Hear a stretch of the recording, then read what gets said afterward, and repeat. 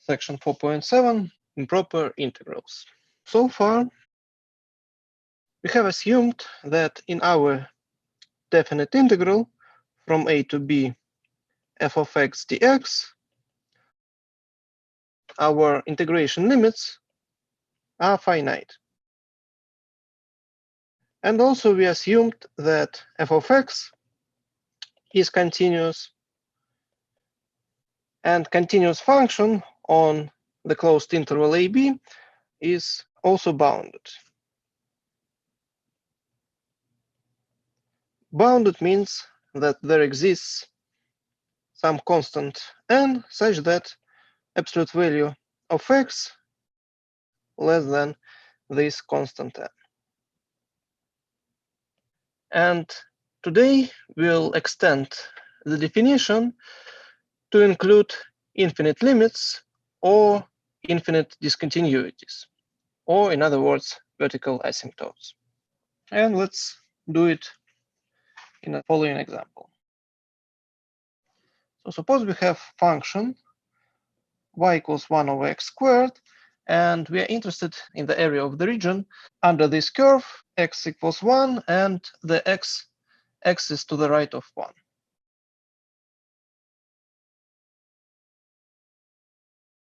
In other words, we have the following graph, and I'm interested in this unbounded region to the right of x equals 1.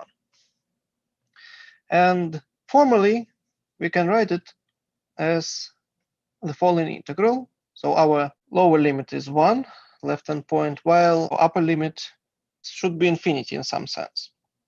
And so we integrate our function 1 over x squared dx.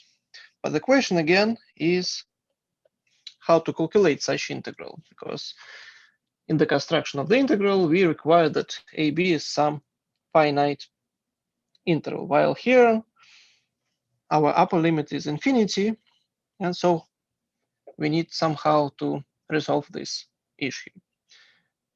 One of the way is the following. Instead of considering infinite interval, let's consider finite interval from 1 to b, the same function, dx, where b is somewhere here. And then let's consider the limit when b goes to infinity. So we allow our point b go to the right. And if such limit exists, then we call improper integral from 1 to infinity 1 over x squared dx. So this is new definition in case when we have the limits are not finite numbers. So limit from 1 to b goes to infinity 1 over x squared dx. So let's try to calculate this improper integral in our example. We have that right-hand side is what? Limit when b goes to infinity, and then we have such integral from 1 to b, 1 over x squared dx. But this is our usual integral, b is some finite number, and so we can use our fundamental theorem of calculus and write it as limit when b goes to infinity, and so it's x to the power minus 2, and that gives me x to the power minus 1 and minus in front of that, minus x to the power minus 1, and substitution from 1 to b. Or I'll get that it is limit when b goes to infinity minus 1 over b minus minus, so it's plus 1 over 1. But when b goes to infinity, of course, 1 over b goes to 0, and I get 1. And thus, in this example, integral from 1 to infinity 1 over x squared dx exists, and this integral is equal to 1. That's how we can define our area of the unbounded region, because one of the limits is infinity, and from the picture we see that indeed our region is unbounded, but it turns out that it has finite area. And if such limit exists,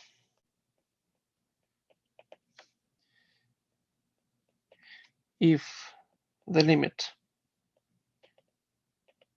in general, it looks like this, limit when b goes to infinity, integral from a to b, f of x dx exists, then we say that integral from a to infinity, f of x dx is convergent.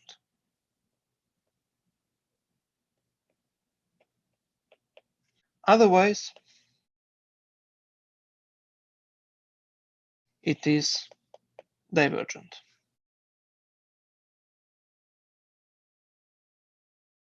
Of course, the same, we can repeat the same story if our lower limit is minus infinity, so we need to consider limit when a goes to minus infinity, and the same definition holds. So let's do another example. Evaluate the improper integral from 0 to infinity dx over x plus 2 to the power 3/2. So again, we see that one of our limits is infinity, so by the definition, our integral is limit when b goes to infinity, integral from 0 to b, x plus 2 to the power minus 3/2 dx. And again, this is our usual integral that we can easily calculate. So it's limit when b goes to infinity, and that gives me x plus 2 to the power minus 1/2, and divided by minus 1/2, and substitution from 0 to b. Or it is limit when b goes to infinity, and I have minus 2 over square root of x plus 2, substitution from 0 to b. And so it is limit when b goes to infinity, minus 2 over square root of b plus 2, minus, so it's plus 2 over square root of 2. And again, when b goes to infinity, square root of b also goes to infinity, square root of b plus 2 as well. And so minus 2 over that goes to 0. And thus I get 2 over square root of 2, or just square root of 2. In other words, we can say that this integral is convergent and is equal to square root of 2. Let's do another example when one of the limits is minus infinity, so the lower one. Then the procedure is similar. So suppose we have integral from minus infinity to 1 dx over 3 minus x to the power 5/3. By the definition, it's limit when a goes to minus infinity, integral from a to 1, and this is 3 minus x to the power minus 5/3 dx. Again, I obtained our usual integral that I can evaluate using general power rule. Let's introduce u, which is 3 minus x. Then du will be derivative of this function, so 3 minus x prime dx.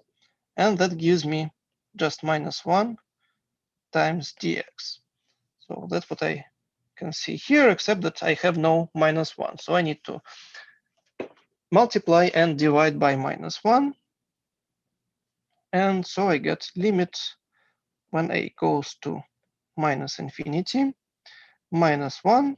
So I multiply it and divide by that. Integral from a to 1. Then I have 3 minus x to the power -5/3 -1 dx. So that's what we discussed last time, general power rule.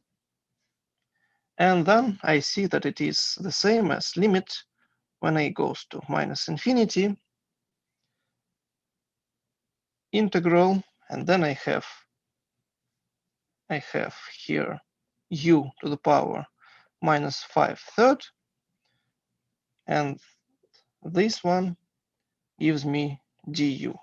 So I get here du.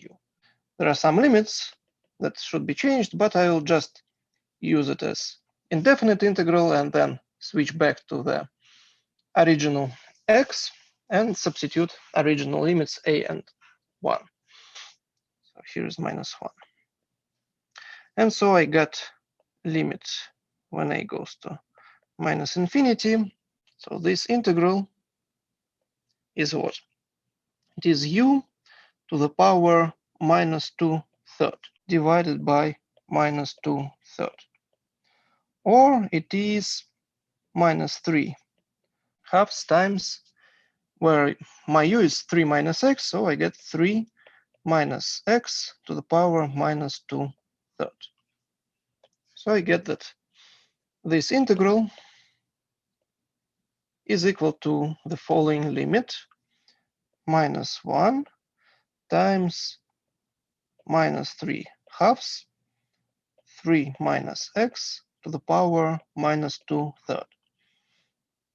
And substitution, now I'm using my original x variable, so it is my original limits that are a and 1. And if I substitute, I'll get that it is limit when a goes to -infinity.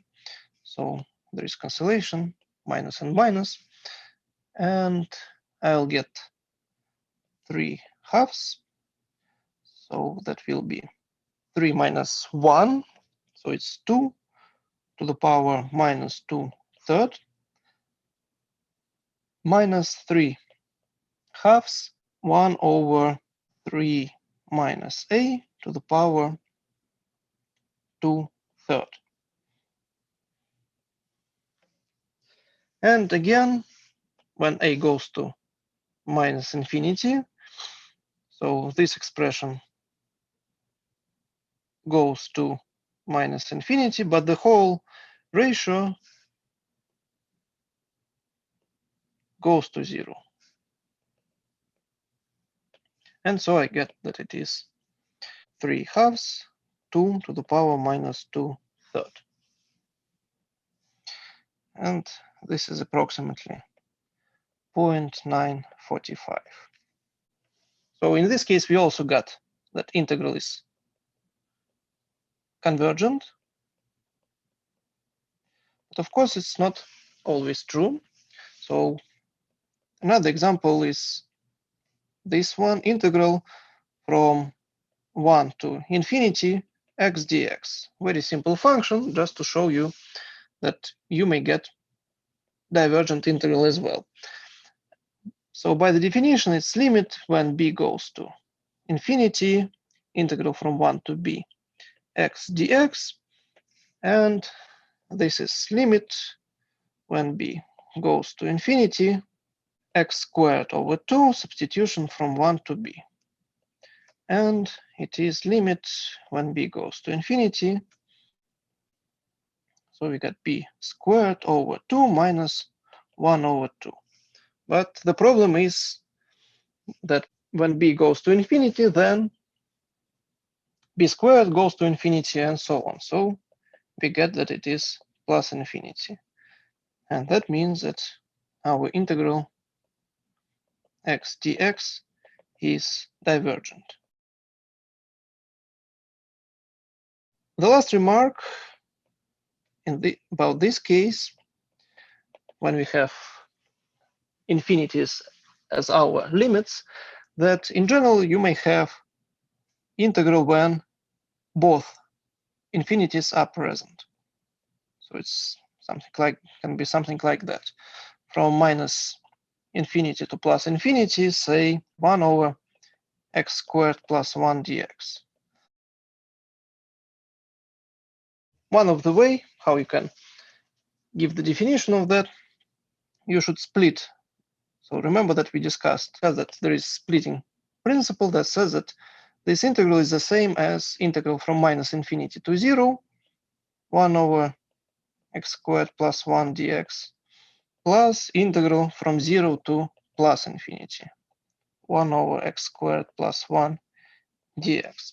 And now you have two standard cases, and for each you can write the corresponding limit. So this one is the limit when a goes to minus infinity, integral from a to 0, 1 over x squared plus 1 dx,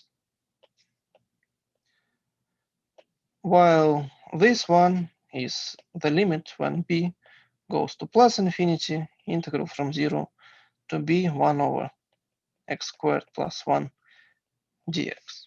So you just split, and then you have your standard cases. This is one way how you can define the integral that has both infinities as limits. As we discussed at the beginning, that we can have a problem when the integrand has infinite discontinuity or vertical asymptote. So this is kind of second case. So improper integral. So infinite discontinuity.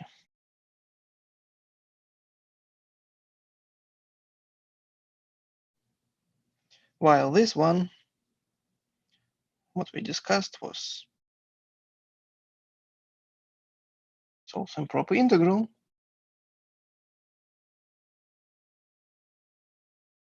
Infinite limits.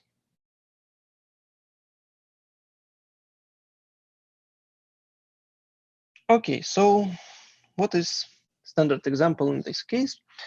So suppose we want to find the area bounded by function y equals 1 over square root of x equals 1, and the coordinate axis. So what do we have? We have the following graph. So I am interested if such area is finite. So we see that we have a problem because when x approaches 0, then our y, which is 1 over square root of x, goes to plus infinity. So indeed, we have discontinuity, infinite discontinuity, or in other words, vertical asymptote. But sometimes this area is still finite, even though our function goes to plus infinity. And how to get around this problem? We have integral from 0 to 1, 1 over square root of x dx. That's what we want to calculate. But what we will do is, again, consider the limit now when a goes to 0 plus. So we approach our 0 from the right. A from 1, 1 over square root of x. So that is quite similar.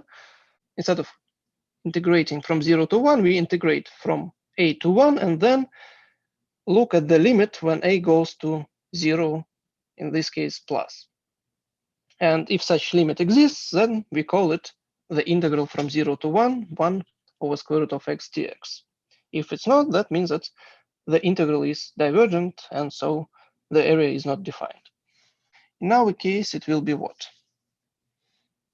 It is the same as limit when a goes to 0 plus, and this is the same as x to the power minus 1/2. So when I integrate it, I'll get x to the power 1/2 divided by 1/2, and substitution from a to 1. And thus it is limit when a goes to 0 plus 2 times, so square root of 1 is just 1, minus 2 times square root of a.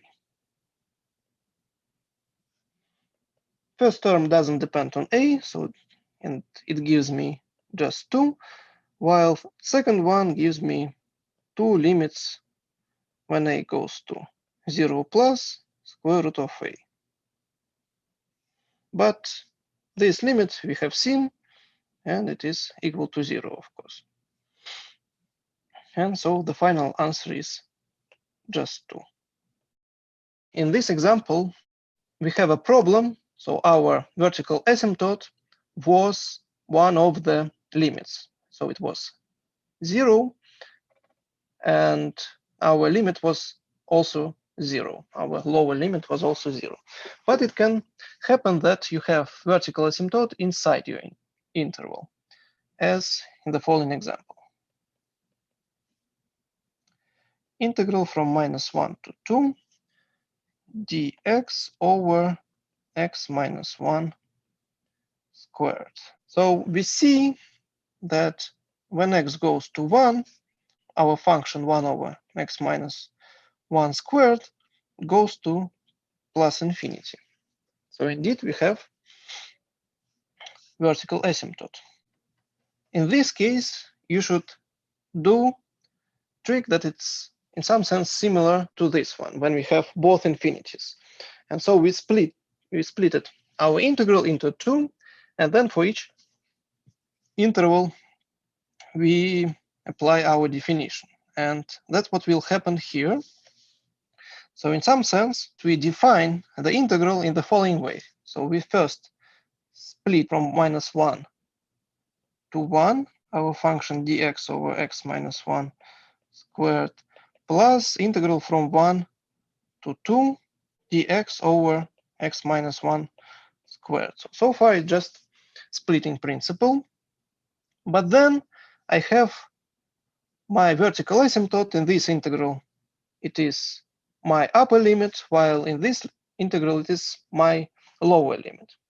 And so by the definition, it is the same as limit when b goes to 1 minus, because we approach our 1 from the left on the interval from -1 to 1, integral from -1 to b dx over x minus 1 squared, plus limit when a goes to 1 plus, because on the interval 1, 2, we approach 1 from the right. Integral from a to 2 dx over x minus 1 squared. Now we have standard integrals that we can calculate. It is the same as x minus 1 to the power minus 2. Right? So this integrand is the same as x minus 1 to the power minus 2 dx. The same story happens here. So it is x minus 1 to the power minus 2 dx. And using general power rule, again, u is x minus 1 and du is just dx. So it's very simple power rule. It will give you the following. It is x minus 1 to the power minus 1 divided by minus 1, so just extra minus. Substitution from -1 to b, plus limit when a goes to 1 plus the same antiderivative minus x minus 1 to the power minus 1, substitution from a to 2. And so gives me what? Limit when b goes to minus 1, minus 1 over b minus 1, minus minus, so plus 1 over minus 1 minus 1, and plus limit when a goes to 1 plus. Okay, let me write it on the new line. So plus, so minus 1 over 2 minus 1, and plus 1 over a minus 1. But we see that these two terms doesn't depend on a and b, so they are just constant, while this limit doesn't exist. Because we have minus 1 over 0, which is, in this case, will be plus infinity. And the same story happens here. So this limit doesn't exist as well. Because when a goes to 1 plus, I get 1 over 0, and it goes to plus infinity.